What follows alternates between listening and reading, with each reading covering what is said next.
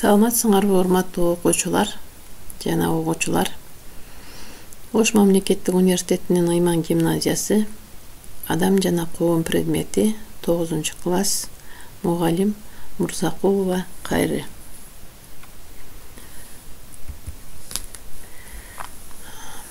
Балдар, бүгүнкү өтүлө турган жаңы темабыз Кыргыз Республикасынын Конституциясы деген тема. Бул биз үчүн эң маанилүү, биздин жашообуз үчүн негизги мыйзамдарды ичине камтыган конституция болуп эсептелет. Мына ошол теманын айланасында сөз кылабыз. Бүгүнкү темадагы ачкы сөздөргө көңүл бурсак. Ачкы сөздөрүбүз конституция деген эмне, референдум деген түшүнүк, парламент, ыйгарым укук, суверендүү мамлекет, унитардык мамлекет дегендерди кандай түшүнөбүз? Мына ошолор боюнча кыскача биз ошол теманын ичинде камтып өтөбүз. Конституция деген эмне?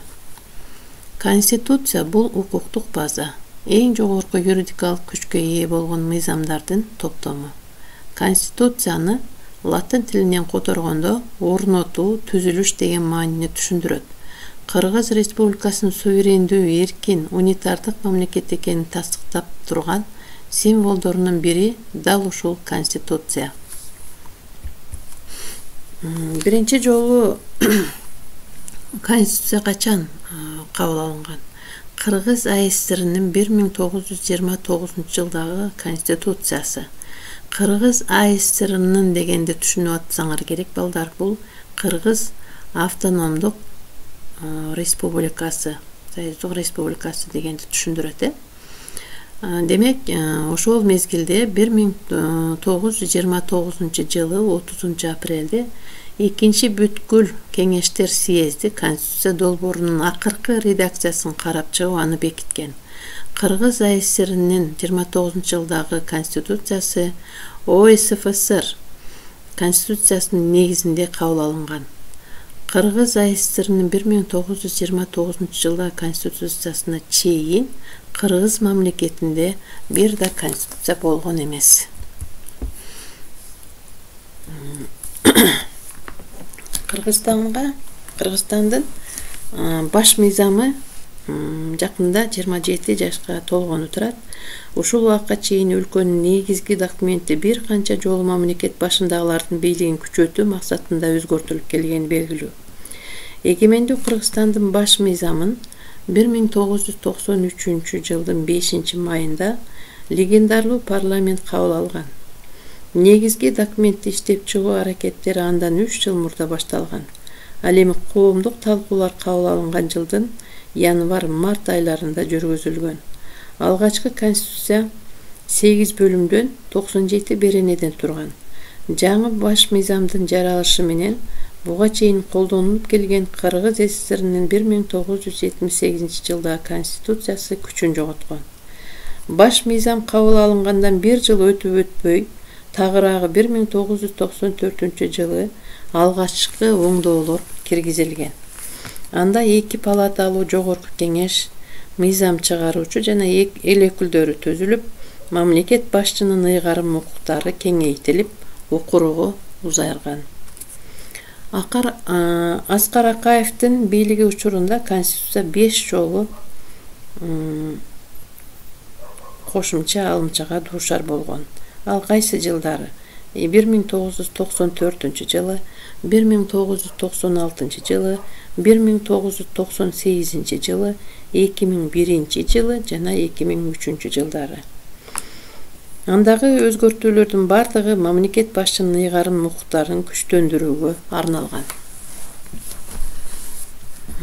2006-жылдын ноябрь-декабрь айларында Бакиевдин бийлигине оппозиция болгон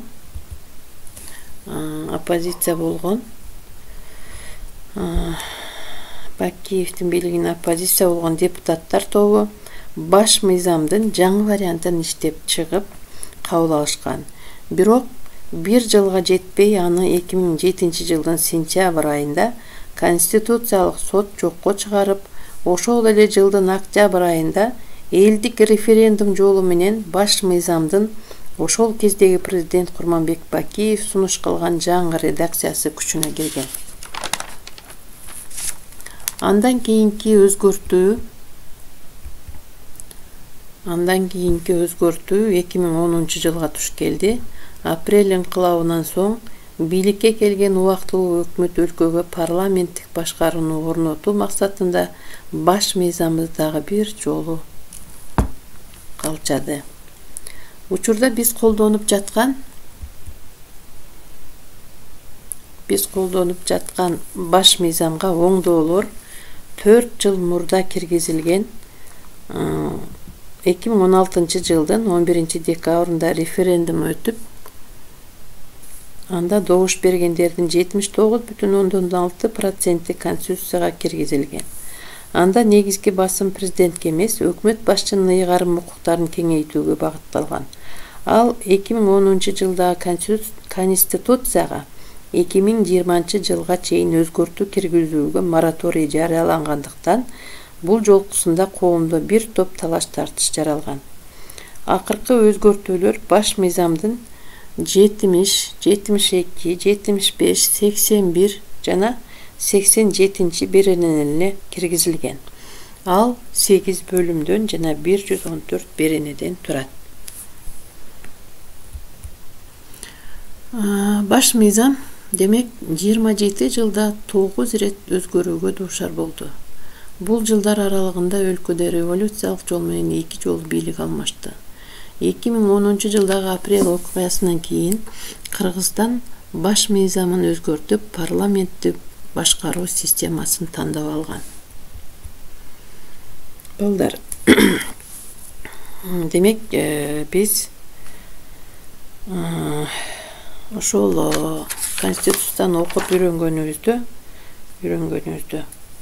акыркы биз айтып аткан 93 жылдын 5 майында кабыл алынган баш мыйзамда 10 000 кишиден сунуш пикирлер келип түшүп, коомдук талкуудан өткөн документти парламент 2 ай бою талкуулап атып, анан кабыл алынган бул конституциянын Кыргыз Республиканын конституциясы болуп эсептелет экен. Мында биз жогорудагы ошол алган конституция боюнча түшүнүктөрүбүзгө ылайык негизги бүгүнкү теманы канчалык деңгээлде түшүндүк, ошого маани берип, төмөндөгү бышыктоочу суроолорго жооп карайбыз. Мисалы, биринчи суроодо Аскар Акаевдин бийлик учурунда конституция канча жолу өзгөргөн, канчанчы жылдары деп турат. Буну жогоруда биз айтып өттүк. Экинчи суроо, алгачкы конституция канча бөлүмдөн жана канча беренеден турат? Бул дагы эгерде жакшылап кунт коюп уккан болсоңор, бул жөнүндө дагы маалымат кетти. Үчүнчү, баш мыйзамды оңдоолор үчүн референдум канчанчы жылдары өткөн? Төртүнчү, бүгүнкү күнгө чейин баш мыйзам канча жолу өзгөртүлдү? Аны дагы жогоруда биз айтып өттүк. Мына ушул суроолорго ким так туура жооп берген болсо, анда биз бүгүнкү теманы жакшы түшүнгөн болуп эсептелебиз. Кана балдар, ошол суроолорго так жооп беребиз. Бул эң оңой. Жогоруда эгер темага көңүл буруп отурган болсоңор, аны силер тез эле так жооп бересиңер. Анда эмесе бүгүнкү темабызга байланыштуу үйгө тапшырма алабыз. Биринчи, конституциядагы балдар укуктары жөнүндө эмнелерди айта аласыңар? Кыргызстандын конституциясынын өзгөртүүлөрү эмнеге байланыштуу? Мына ушул эки суроонун тегерегинде өз оюңарды толуктап, алган маалыматтарыңарга таянып жазып келесиңер. Көңүл бурганыңар үчүн чоң рахмат. Саламатта болгула.